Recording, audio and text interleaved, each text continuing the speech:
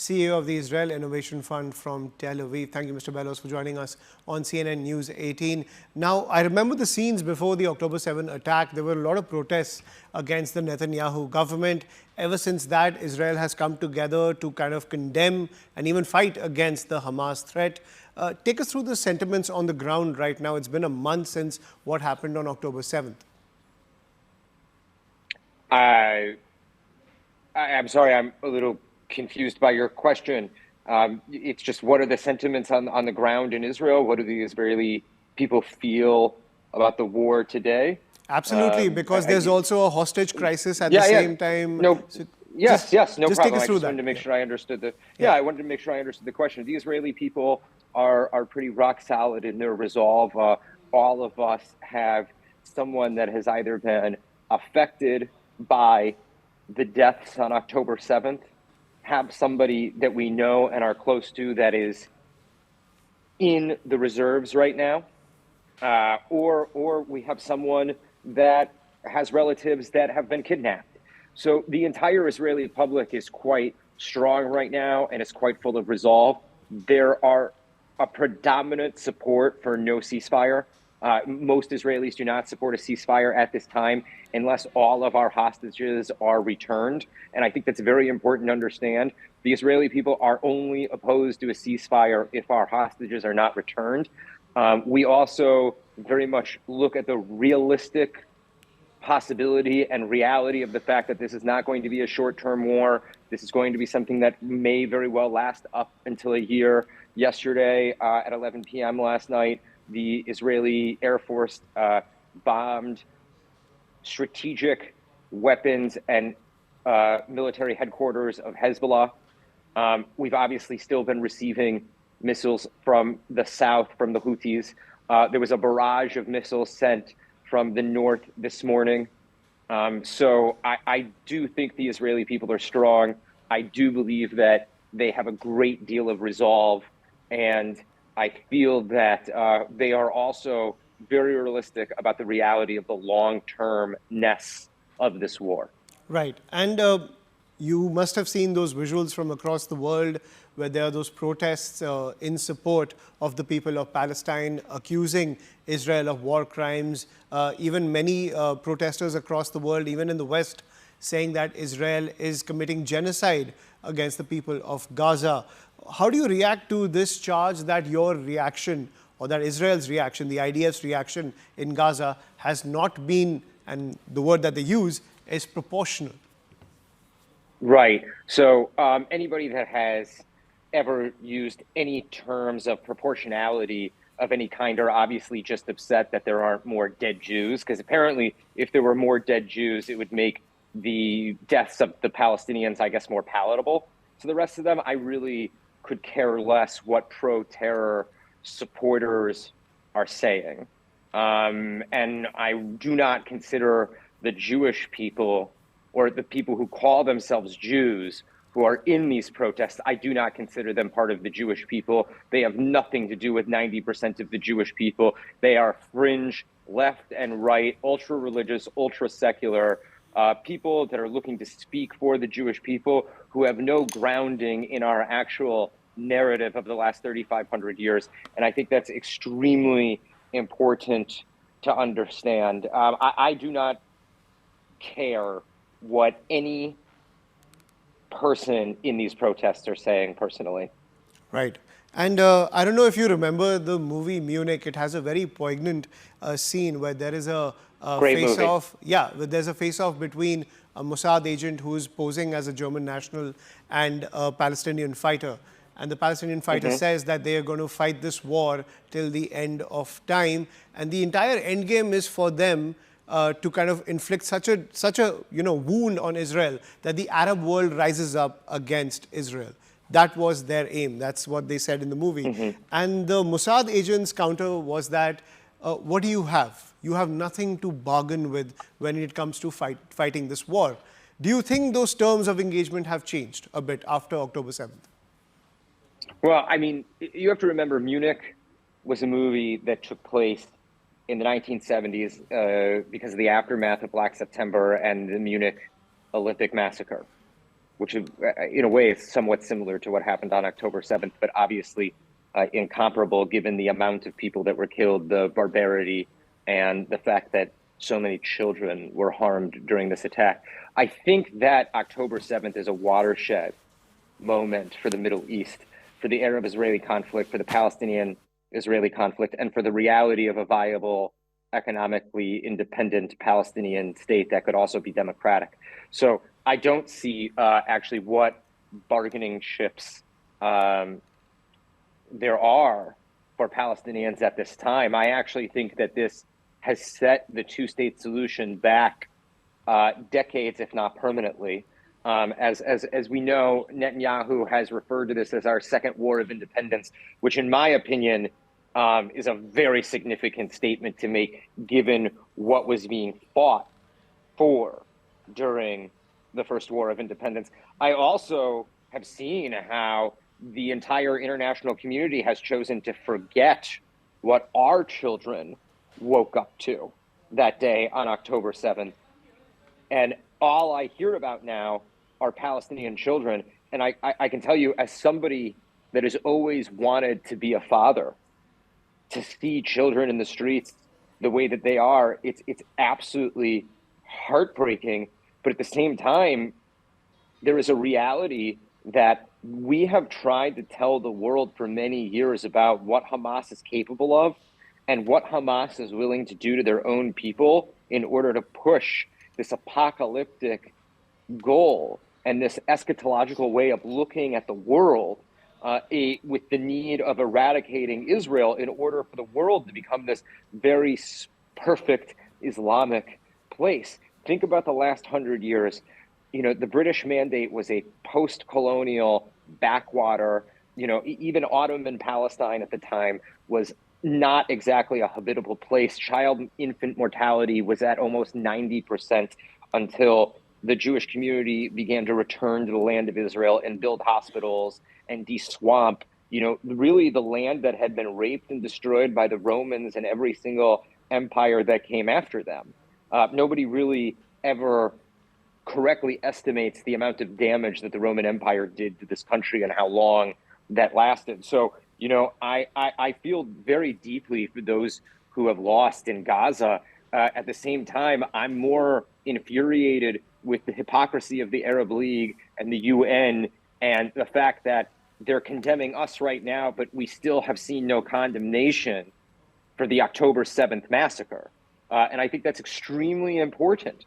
There is a double standard and a double side to this. We are constantly seen as the Goliath in a David versus Goliath fight when we're actually surrounded by a sea of enemies. Mm-hmm. And I do feel that it's taken out of context. And I think that a great example today of the gentleman using an RPG outside of the Al-Quds hospital, and then Hamas rejecting the fuel that was brought to, I think it was the Al-Shifra hospital today. It's very clear that we are not fighting a war with people that respect the rules of war. We know they've committed double and triple war crimes. We know that they are shooting people as they try to leave. I mean, think about it. For weeks, the Egyptians wouldn't even open their border to let Palestinians exit. And then when people were trying to exit the Gaza Strip, Hamas was shooting them. Mm-hmm. You know, the IDF has made over 20,000 individual phone calls, dropped over 1.5 million leaflets, and has worked tirelessly. What country in the history of the world has done that? What country drops leaflets? What country calls residents saying, you have to leave, there's going to be an attack, otherwise you're going to be hurt? The only reason why these people are there is because they're being kept there, or because they're so ideologically deep in with Hamas that they want to be human shields, because they know what the rise in civilian death rate will do for their international, I guess you could say, image, given how badly it was damaged as a result of October the 7th. Right. Right. And this point that you're bringing up about, you know, like many people are saying that it's the Palestinians who are suffering under Israeli occupation, under Israeli oppression. Clearly, you know, it's horrific to see what Hamas did on October 7th and the consequent attacks after that. Because we here at India, I think there's a sentimental resonance because we ourselves are victims of terror. But when it comes to Yes, you understanding, are. Yeah. when it comes to understanding Gaza, because Hamas has been democratically elected by the people of in the Gaza Strip, by the people over there, there is a lot of ideological resonance with the people of Palestine and the ideology of Hamas, which is to wipe out Israel. So given that, when you're fighting terror and we're trying to put the case towards the world, is it a challenge to distinguish the people of Palestine and Hamas? Is drawing that line becoming more and more challenging for the people of Israel? I don't think that when England bombed Dresden, that they were worried about differentiating Germans and Nazis. So and that's not, I'm not saying that to be callous. I say that because this is war. One side chose to penetrate another side's border and commit a crime against humanity so disgusting that it shocked and stopped the world. Plain and simple. So, right. Let me put it this way. Go ahead. I think that it's very clear. While the Palestinian national resistance movement has been a permanent part of the Palestinian national identity and Palestinian national movement for nearly 100 years, okay? I think it's very important to note that the IDF did not level the Gaza Strip on October the 8th, 9th, and 10th. I think it's very important to note that everybody in the world knows what kind of weapons this country has and what type of capabilities this country has. And there aren't 2 million people dead right now. So I would have to say that not only are we, whether or not you can differentiate the Palestinian people from Hamas or Hamas from the Palestinian people, given that it is and has been one of the most popular political groups for the last 36 years, and we can see that by the amount of international support that they have, okay, I think it's very clear that the IDF is doing every single thing they can to avoid civilian casualties, because if they weren't, this war would have been over October 10th. Right. And my final question, given the opportunity that now lies before Israel, because this conflict has plagued Israel for decades now, generations have gone by and this conflict has not been resolved. Now, given the situation of what happened on October 7th, do you feel the Israeli people have an opportunity to end this conflict once and for all? I'm not sure what you mean by end this conflict once and for all. This conflict's bedrock is the fact that the Sunni majority of what became the modern Middle East. Okay, let me be a little more direct then. Yeah. Do you think that there is an opportunity to annex Gaza once and for all and ensure that Hamas has no ground to kind of launch another attack like October 7th? I'm actually shocked to hear you ask that.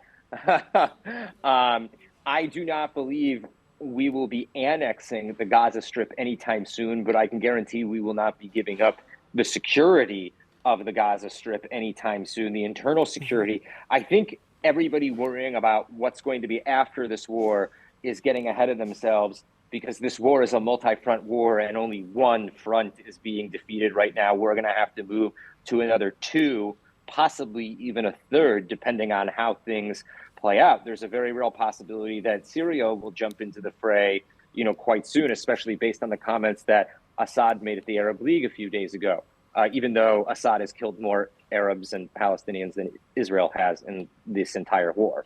So do I see a chance for peace? I think this war was started to prevent the peace with Saudi Arabia in order for Israel to be not only accepted by all of its neighbors, but to end the Arab-Israeli conflict. And the spokespeople from Hamas actually stated that if you accept Israel and you normalize with Israel and you create peace with Israel, you are admitting that all of Palestine does not belong to us.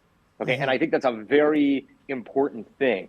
Listen, everybody wants to know about what happens after this war. Well, I'm not a prophet, neither is Benjamin Netanyahu. Neither are the heads of Hamas or the heads of the Arab League or any of the people like us that are in the media and like to comment.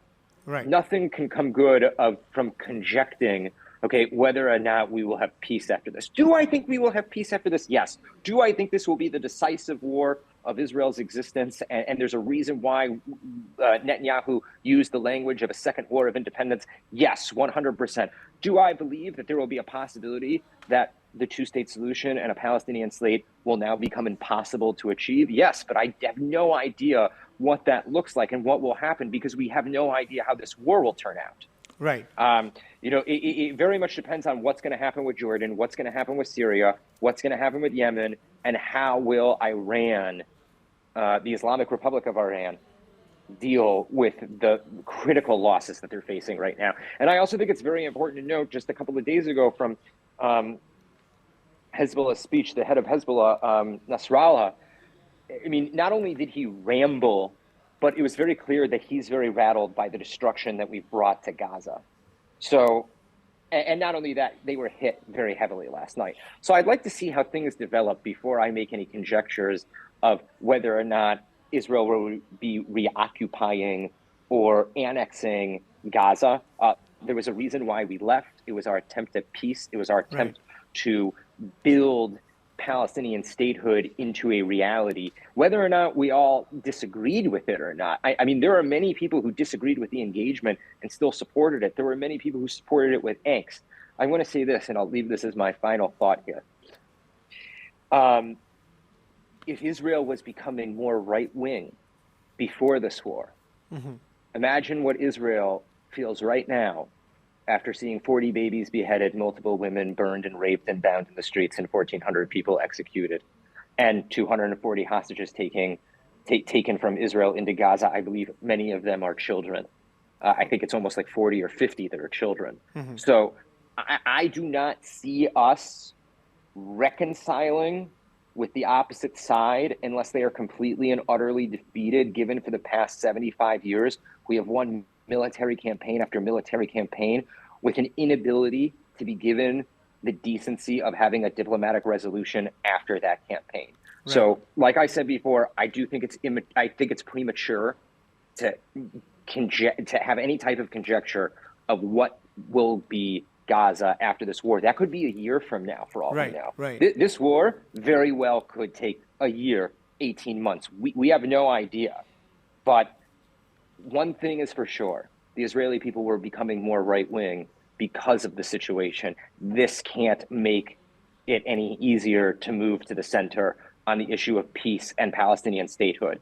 And I think there are going to have to be real efforts made by the Arab world to tamper down the extremism. I think there are going to have to be real efforts made by the international community. But Adam, I don't think that's going to happen, and I think we should leave it at that. I don't think that's going to happen, the tempering from the Arab world. And at the end of the day, as you were itself saying, if the Hamas's end goal is to wipe out Israel, is occupation, the only logical way to ensure your security. So we'll have to wait and see, as you're pointing out, that we'll have to wait and see how that plays out.